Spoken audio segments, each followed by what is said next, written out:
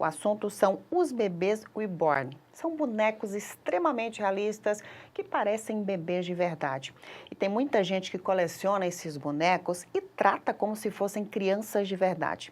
Mas até que ponto isso pode ser considerado um hobby ou está afetando o emocional dessas pessoas? Para falar sobre esse assunto, está aqui comigo no estúdio a psicóloga Alessandra Oliveira. Seja muito bem-vinda. Obrigada, Lu. É um prazer estar aqui.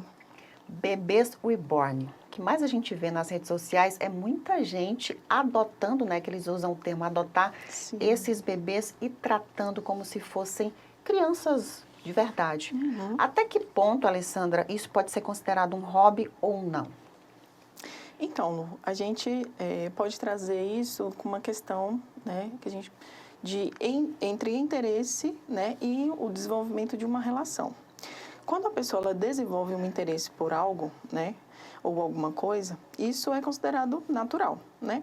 As crianças, por exemplo, elas desenvolvem uma relação com os brinquedos, né? Então, elas trabalham a ludicidade do brincar com bonecas. Elas tratam essas bonecas como se fossem realmente bebês e elas, né, cuidam dessas bonecas, né? O adulto, quando ele desenvolve um interesse por algo, né, ele acaba criando gosto por isso, né? Então, ele adquire esses objetos como, né, colecionadores, né? Até esse ponto, né, a gente trata com o processo de uma normatização, né? É normal, natural que a pessoa desenvolva esse interesse para que, né, ele tenha em casa, ele colecione, né, ele tenha um apreço por esses objetos. Como identificar que isso está passando dos limites, Alessandra? Porque às vezes você vê, tá, é normal, eu coleciono, eu tenho um, tenho dois, tenho três, mas eu já vi casos na internet de pessoas levando ao médico, de pessoas tendo brigas judiciais por conta de um boneco. Até que ponto eu posso perceber que aquilo está sendo normal ou não? Então, hoje a gente tem uma sociedade que às vezes as pessoas elas acabam, né, direcionando umas ludicidades, né? Hoje a gente tem alguns adolescentes, até adultos mesmo, que se vestem, né, criam realidades, né, como os RPGs, que é do interesse do adulto desenvolver isso, né?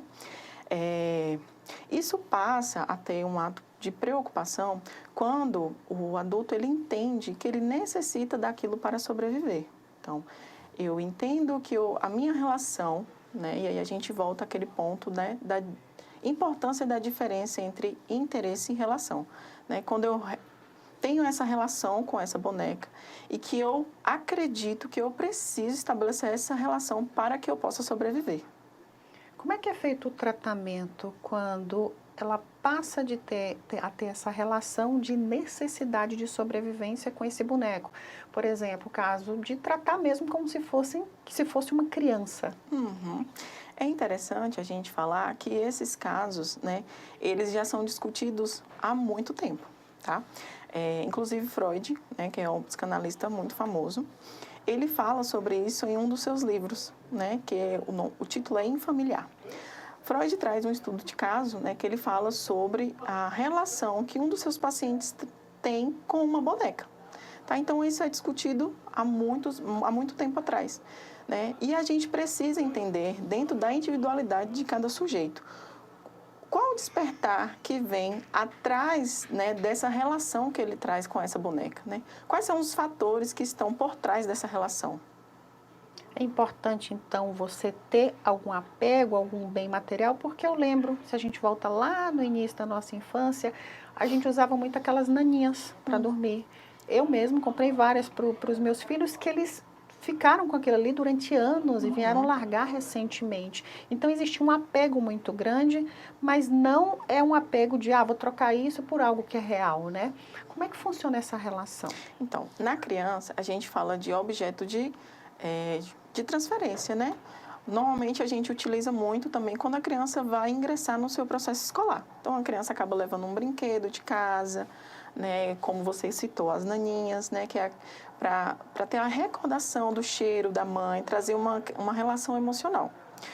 Quando o adulto ele traz isso, né? A gente pode pensar na possibilidade dele estar vivenciando um processo de regressão, né? Que também é citado por Freud. Então, por isso que a gente precisa entender pela individualidade daquele sujeito. Por que ele está trazendo esses processos? Aí é uma questão de elaboração do luto, né? É uma questão de fixação, né? A gente precisa entender sobre cada caso. Então, Ou seja, cada caso tem que ser estudado individualmente, né? exatamente. A gente precisa trabalhar essa individualização do sujeito, né? Entender o que está por trás desse querer, dessa relação que ele tem com esse bebê reborn. Mas existe muitos julgamentos. E esses julgamentos, às vezes, eles são severos, né? Sim. Como lidar com essa questão dos julgamentos por fazer algo que eu gosto tanto, no caso dessas pessoas que criam, que brincam, né, com esses bebês? Uhum. Então, a gente pode trabalhar isso como se, né, as consequências dele é como se qualquer outro julgamento, né? Então, se a gente for fazer um comparativo de como essas pessoas se sentem, né, vai ser semelhante ao que pessoas sofrem, né, por questão de discriminação de raça, né, ideologias. Então, esse sofrimento, ele pode ser comparado. A gente está falando de algo que já foi estudado durante muito tempo, mas que teve um boom agora, recentemente, né? Então, há poucas coisas para se discutir sobre, né, sobre quais as consequências que isso traz, né? Então, é preciso que a gente escute esse sujeito para a gente entender quais são as dores deles, né? O que afeta, o que está afetando a vida dele, né? Como essa relação está sendo participativa, o que está afetando. Então, é sempre assim, a gente tem que trabalhar cada caso como único, né? Não dá para a gente trazer aqui uma generalização. Até mesmo porque você bem colocou que é algo muito novo, né? Então as consequências ainda virão, se é que terão consequências, não é isso? Exato, exatamente. Queria muito agradecer a sua Eu que participação. agradeço, Muito foi um obrigada. prazer, igualmente.